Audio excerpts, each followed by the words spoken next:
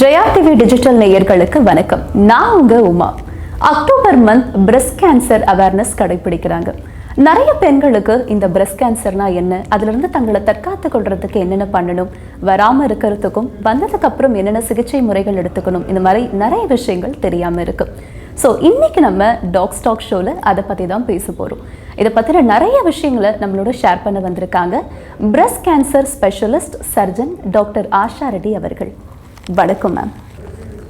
Ma'am, இப்போ நிறைய பெண்களுக்கு வந்து பார்த்திங்கன்னா இந்த பிரஸ்ட் கேன்சர் வரக்கூடிய ஒரு அபாயம் இருக்குது இல்லையா? ஒரு 40+ மேலே தான் இந்த பிரஸ்ட் கேன்சர் வரும் அப்படின்ற ஒரு தாட் போயிட்டு 20+ இல்லை ஒரு ப்ரெக்னன்சிக்கு அப்புறமே பெண்களுக்கு வரக்கூடிய ஒரு நிலையானது இப்போ இருக்குது. அதுக்கு உங்களுடைய கருத்து என்ன மேம்? ஸோ இன்னுமே மெஜாரிட்டி ஆஃப் த பேஷண்ட்ஸ் வந்து 45 and above 50-55 அந்த ஏஜ் குரூப்பில் தான் பிரஸ்ட் கேன்சர் வருது. It is very rare, but it is possible that younger age group 20s 30s 20s அவ்வளோ காமன் இல்லை, 30sல சில பேருக்கு பிரஸ்ட் கேன்சர் வந்து வருது. But it's still a very small number and it's still very rare. Majority of the patients still above that age group. But இன்னும் important என்னென்னா, நம்ம அந்த யங்கர் ஏஜ் குரூப்லேயும் அவேராக இருக்கிறது, யங்கர் ஏஜ் குரூப்லேயும் செக் பண்ணிக்கிறது. ஏதாவது கட்டி வந்ததுன்னா என்ன கட்டி என் டாக்டர்கிட்ட போய் செக் பண்ணுறது இட்ஸ் இம்பார்ட்டன்ட். பிகாஸ் சான்ஸ் இருக்குது யங்கர் ஏஜ் குரூப்லேயும் அது பிரஸ்ட் கேன்சராக இருக்கிறதுக்கு. மேம், இப்போ நீங்கள் சொன்னீங்க கட்டி வந்தாலே நம்ம போய் பார்க்கணும் அப்படின்னு.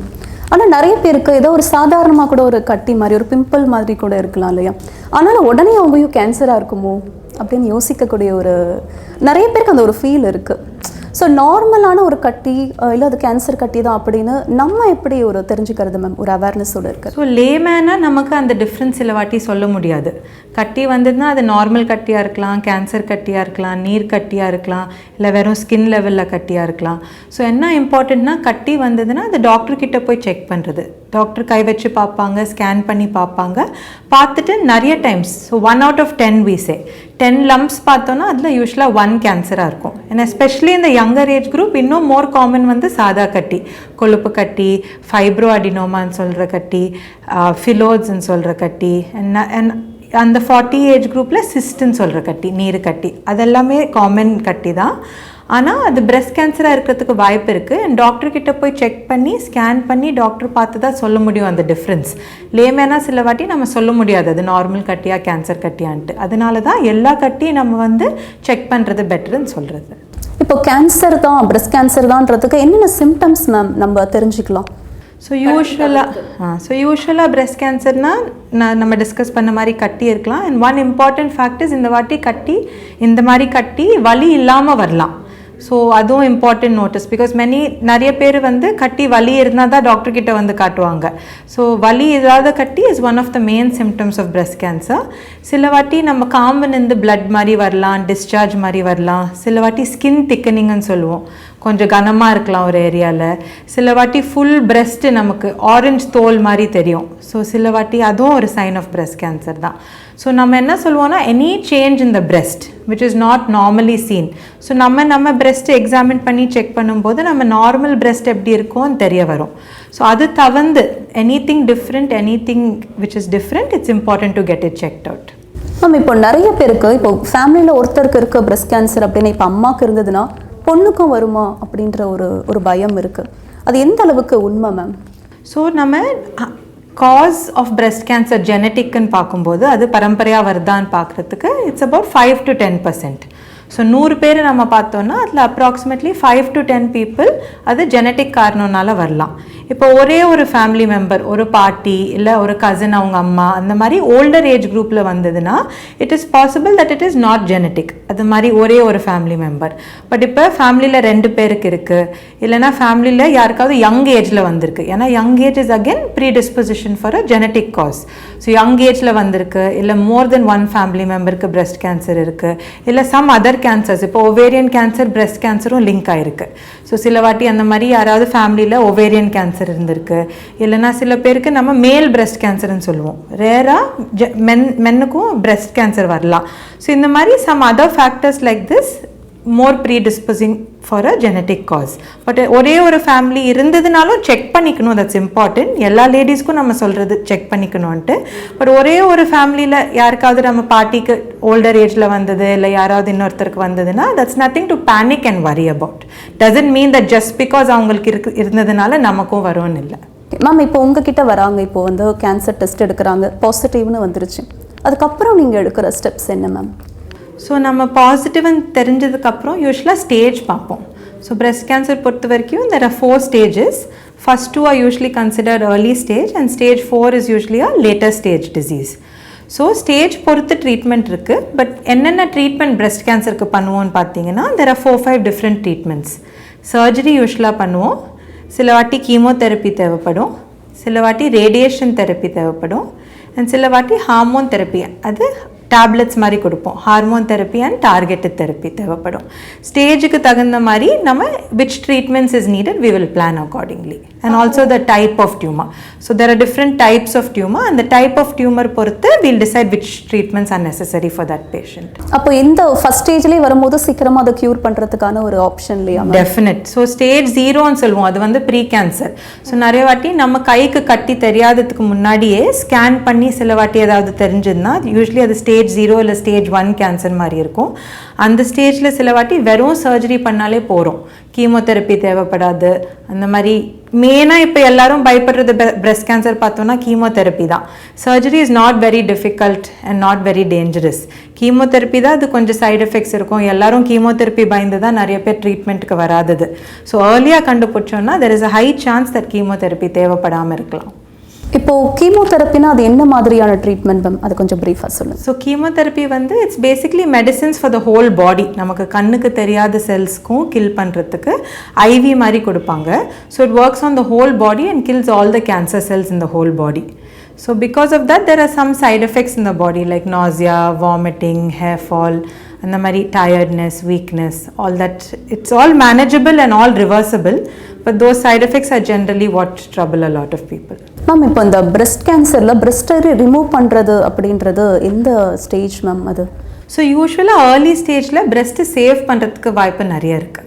ஸோ யூஸ்வலாக சின்ன கட்டியாக இருந்தது, ஒரு இடத்துல மட்டும் இருந்தது பிரெஸ்ட்க்கு வேறு இடத்துல இருக்காமல் இருக்குன்னா nowadays there are lot of options. வெறும் கட்டி எடுக்கலாம், முறுக்கா பிரெஸ்ட் எடுக்க தேவையில்லை. அண்ட் அந்த சின்ன கட்டி எடுத்துட்டும் ரீகன்ஸ்ட்ரக்ஷன் மாதிரி பண்ணலாம். பக்கத்தில் இருக்கிற ஃபேட் மூவ் பண்ணி இல்லை கொஞ்சம் ஷேப் மாற்றி அந்த to get a better cosmetic outcome. So obviously first and most important treatment is cure. But also அதுக்கப்புறம் நம்ம patients have to live with that change in the breast இல்லை. So nowadays the early stages there is a higher chance that we can save the breast and also give a good cosmetic outcome. ஏன்னா பெண்களுக்கு இருக்கக்கூடிய ஒரு பயமே, ஐயோ breast cancerனாலே breastஐயே எடுத்துருவாங்க. அவங்க முதல்ல யோசிக்கக்கூடிய ஒரு விஷயமே அதுதான் breast cancer. அது ரொம்ப ஒரு பெண்களுக்கு முக்கியமான ஒரு விஷயமும் கூட. இப்போ ப்ரெக்னன்சி டைமில் குழந்தை பெற்றதுக்கப்புறம் அவங்களுக்கு breast cancer வருதுன்னா குழந்தைங்களுக்கு அவங்க ஃபீட் பண்ண முடியுமா மேம்? ஸோ யூஸ்வலாக ட்ரீட்மெண்ட் எல்லாம் முடிச்சதுக்கப்புறம் அந்த பிரெஸ்ட்டில் சில வாட்டி ஃபீட் பண்ண முடியாது. Because they've taken chemotherapy, radiation அந்த மாதிரி there is a chance that in that breast they may not be able to feed if they finish the treatment. Opposite பிரெஸ்ட்டில் யூஸ்வலாக பால் கொடுக்க முடியும், ஃபீட் பண்ண முடியும்.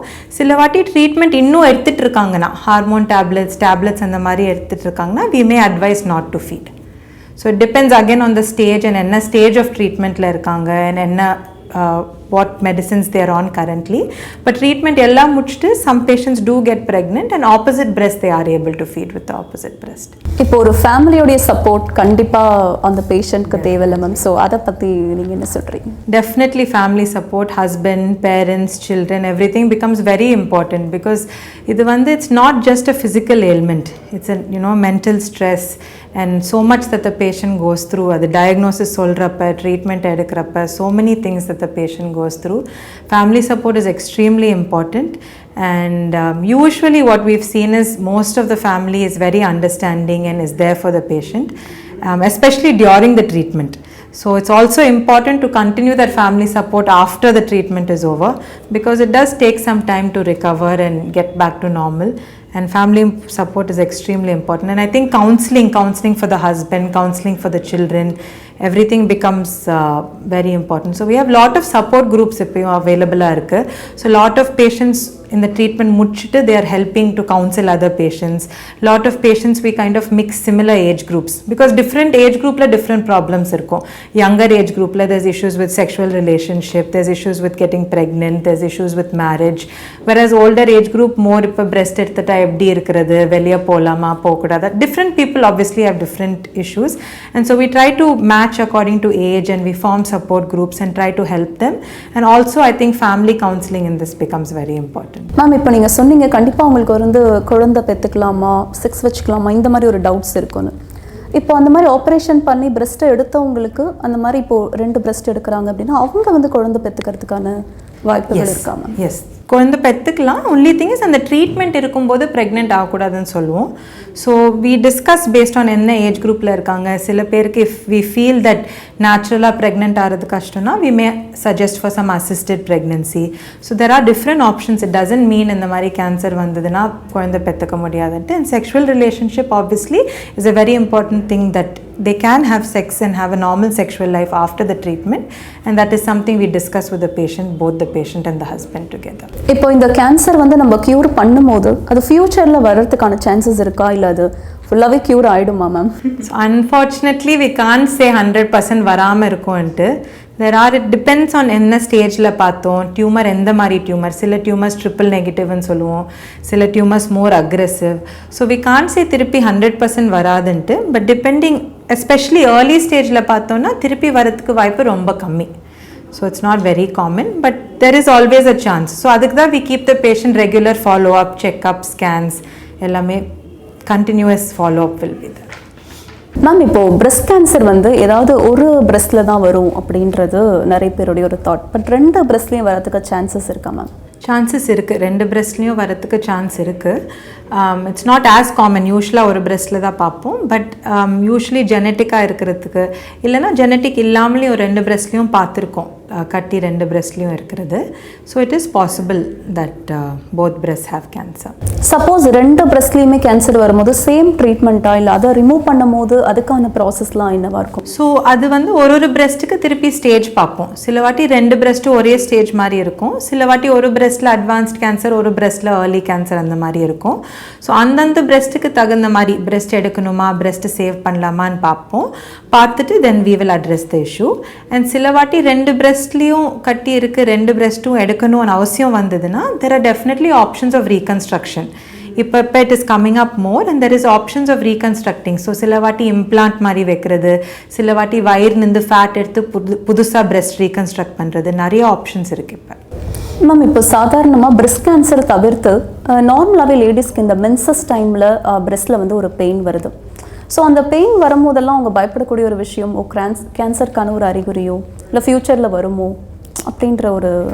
ஸோ நிறைய பேர் கிளினிக்கில் பார்த்தோன்னா நிறைய பேர் வந்து இதான் மெயின் கம்ப்ளைண்ட்டாக வருவாங்க, பீரியட்ஸ் அப்போ வலின்ட்டு.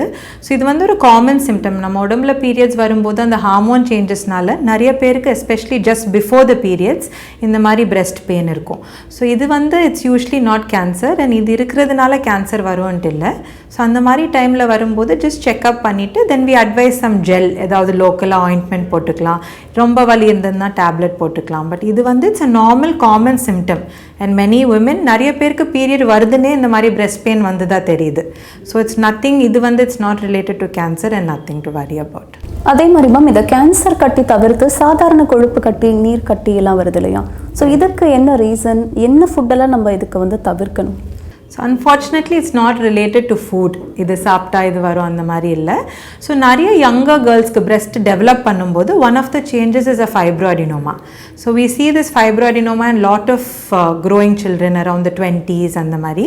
ஸோ இது வந்து ரொம்ப ட்ரீட்மெண்ட் பண்ண வேண்டாம். முன்னாடி காலத்தில் இந்த மாதிரி கட்டியெல்லாம் எடுத்துகிட்டு இருந்தோம்.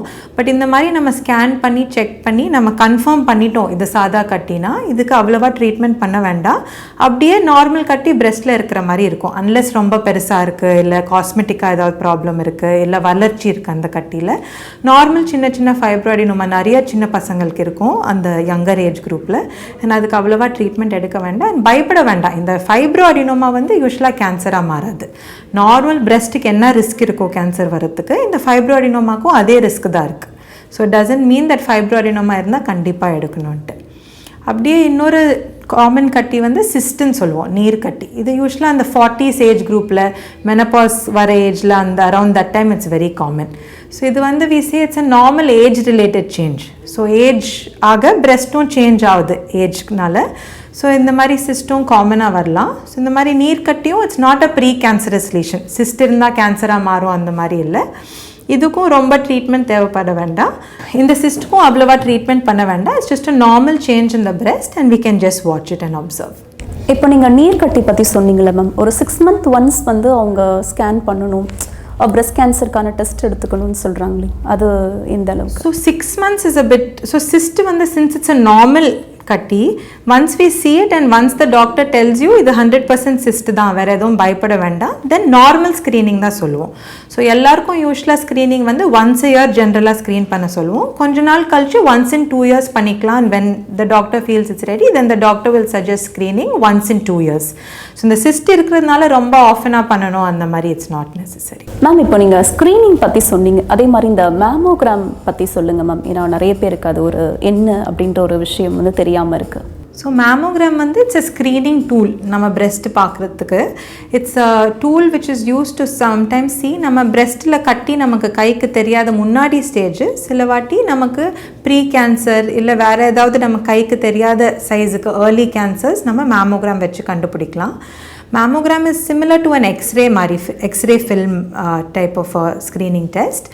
And there are newer advances like 3D mammogram, tomosynthesis, all very advanced technique to pick up very very small lesions. So நம்ம earlier, so aim நம்ம இப்போ எல்லாரும் என்ன பார்க்குறோம், earlier கண்டுபிடிச்சா survival is better and everybody is doing better. So அதுக்கு தான் இந்த மாதிரி ஸ்க்ரீனிங் டூல் மேமோகிராம் யூஸ் பண்ணுவோம். ஸோ மேமோகிராமோட சம் மித்ஸ், நிறைய பேர் என்ன பயப்படுவாங்கன்னா அது ரொம்ப வலியாக இருக்கும்ன்ட்டு, இல்லைனா அது ரொம்ப ரேடியேஷன்ட்டு. ஸோ இதெல்லாம் தப்பு. மேமோகிராம் அவ்வளோவா வலிக்காது பண்ணும்போது little bit of discomfort may be there, but it's not painful and it's not a dangerous amount of radiation. So doing it once a year is completely safe and it can be done. இப்போ நிறைய பேருக்கு ma'am breast கேன்சர்னா என்ன, அதுக்கான சிம்டம்ஸ்லாம் என்னன்னு சொல்லிட்டீங்க. நிறைய பேருக்கு வராமல் ப்ரொடெக்ட் பண்ணுறதுக்கு என்ன பண்ணணும், இது வந்து நிறைய பேருக்கு இருக்கக்கூடிய ஒரு மெயினான ஒரு கொஸ்டினே சொல்லலாம். நம்ம கையில் என்ன இருக்குன்னா we can live a healthy lifestyle. So there is a risk between obesity and breast cancer. So exercising, weight கம்மியாக வைக்கிறது, keeping a good BMI, living a healthy lifestyle, less alcohol, trying to stop smoking if you're smoking, and having a good balanced healthy diet. So all these are things in our hands we can do to prevent breast cancer. Ma'am இப்போ நம்ம பிரெஸ்ட்டை பற்றி பேசும்போது கண்டிப்பாக அதோடைய size வந்து ரெண்டுத்தில் ஏதாவது ஒரு சின்ன ஒரு சேஞ்சஸ் இருக்கும். ஸோ இந்த சேஞ்சஸ்க்கு என்ன மேம் ரீசன்? இப்படி இருக்கிறதுனால ஏதாவது ரிஸ்க் ஃபேக்டர்ஸ் இருக்கா? No, there's no risk factor and it's quite common. இப்போ நம்ம கை காலும் பார்த்தோன்னா சில வாட்டி when you're putting bangles, ஒரு கை ஈஸியாக போகும், ஒரு கை கொஞ்சம் கஷ்டமாக போகும். ஸோ ஸ்மால் டிஸ்கிரிப்பன்சிஸ் இந்த size are quite common and அது எதுவும் பயப்படுறதுக்கு இல்லை, அதனால கேன்சர் வரதுக்கு ஒன்றும் வாய்ப்பு இல்லை. பிரெஸ்ட் சைஸுக்கும் கேன்சருக்கும் there's no relation. பிரெஸ்ட் பெருசாக இருக்கிறது இல்லை பிரெஸ்ட் சின்னதாக இருக்கிறது அதனால கேன்சருக்கு வாய்ப்பு ஜாஸ்தியான்னு பார்த்தோன்னா அந்த மாதிரி எதுவும் ரிஸ்க்கும் கனெக்ஷனும் இல்லை. இந்த மாதிரி இந்த சைஸ் டிஃப்ரென்ஸ்க்காக நம்ம ஏதாவது என்ன மாதிரியான ப்ரா கரெக்டாக யூஸ் பண்ணலாம் மேம்? ஏன்னா நிறைய பொண்ணுங்களுக்கு எந்த ஏஜ்லேருந்து யூஸ் பண்ணணும், என்ன சைஸில் அதை யூஸ் பண்ணணும், லூஸாக போடணுமா இல்லை டைட்டாக போடணுமா, ஃபிட்டாக இருக்கணுமா, அந்த ஒரு விஷயமே தெரியாமல் இருக்கு இல்லையா? ஸோ அவங்களுக்கு நீங்கள் சொல்கிறது. ஸோ த மெயின் ப்ரா நம்ம வந்து மெயினாக எதுக்கு போடுறோன்னா அது சப்போர்ட்டிவாக போட்டுக்கணும். ஸோ கரெக்ட் சைஸ் நம்ம if you go to a shop and get measured, that correct size correct fit is what you can use. there's no again connection. நிறைய பேர் இது கேட்பாங்க, ப்ரா போடுறதுக்கும் பிரெஸ்ட் கேன்சருக்கும் எதுவும் கனெக்ஷன் இல்லை. நிறைய பேர் வயர் போடலாமா, நைட்டில் போடலாமா, ப்ரா இல்லாமல் படுக்கலாமா, அந்த மாதிரி நிறைய கேள்வி வரும். ஸோ அதுக்கும் பிரெஸ்ட் கேன்சருக்கும் எதுவும் சம்மந்தம் இல்லை. மெயின் நம்ம ப்ரா வந்து சப்போர்ட்டுக்காக போடுறோம், சாகினஸ் கம்மி பண்ணுறதுக்கு போடுறோம். ஸோ அப்படி போட்டால் ஜஸ்ட் கரெக்டாக போட்டோன்னா கரெக்ட் ஃபிட்டிங் ப்ரா இஸ் இனஃப். மேம் இப்போ நீங்கள் ஏற்கனவே சொன்னீங்க இல்லையா, இப்போ பிரெஸ்ட் கேன்சருக்கு செல்ஃப் எக்ஸாமினேஷன் நம்ம பண்ணிக்கலாம். ஸோ அது என்ன மாதிரியான டைப் மேம் இருக்குது, நம்ம எப்படி அதை பண்ணிக்கலாம்? Self examination is very important. நம்ம எதுக்கு செல்ஃப் எக்ஸாமினேஷன் பண்ணுறோன்னா, நம்ம main aim of breast cancer awareness month, breast cancer awareness is நம்ம வந்து கேன்சர் கட்டி இருந்ததுன்னா ஏர்லியாக கண்டுபிடிக்கிறதுக்கு. அண்ட் இப்போ நம்ம டாக்டர்கிட்ட நம்ம ஸ்க்ரீனிங் பற்றி we discuss going once a year. So அதுக்கு நடுவில் வந்ததுன்னா who is the best person to find it. So when you examine yourself and you check yourself, you'll be the best person to see something different in your breast. So self examination பற்றி பேசணும்னா, so usually periods வரவங்க வந்துட்டு இருக்கிறவங்களுக்கு 5 days after your period is the best time. ஏன்னா யூஸ்வலாக பீரியடும் போது just before your periods breast கொஞ்சம் லம்பியாக இருக்கும். So 5 days after your periods is the best time to do the self breast examination. Periods நின்றுச்சு, menopause வந்துச்சுன்னா once a month is the best time to fix a date. So don't do it too often. சில பேர் daily பார்க்குறேன், daily check பண்ணுறேன்னு சொல்லுவாங்க. அப்படி பார்த்தோன்னா you won't be able to tell the difference. So once a month is a good time to check yourself. Now எப்படி பார்க்கணுன்னா first standing position in front of the mirror, breast shape எப்படி இருக்குது, இல்லை ஏதாவது ஸ்கின்ல சேஞ்சஸ் தெரியுதா, ஏதாவது ஒரு breast ரொம்ப லம்பியாக ஃபுல்னஸ் மாதிரி தெரியுதா செக் பண்ணுவோம். அப்புறம் we also suggest to lift the arms above the head and also check. சில வாட்டி ஆம்பிட் கிட்ட அக்கல் கிட்ட செக் பண்ணால் சில பேருக்கு அக்கல் கிட்டேயும் ஒரு லம்ப் மாதிரி இருக்கலாம். ஸோ நெக்ஸ்ட் இஸ் இது வந்து இன்ஸ்பெக்ஷன் சொல்லுவோம், அது கண்ணோட செக் பண்ணுறது. நெக்ஸ்ட்டு தொட்டு பார்க்குறது, ஐதர் இந்த ஷவர் சோப் போட்டுட்டு செக் பண்ண சொல்லுவோம், இல்லைனா படுத்துட்டு க்ரீம் போட்டு ஏதாவது கொஞ்சம் மாய்ஸ்சரைசர் போட்டு செக் பண்ணிக்கலாம்.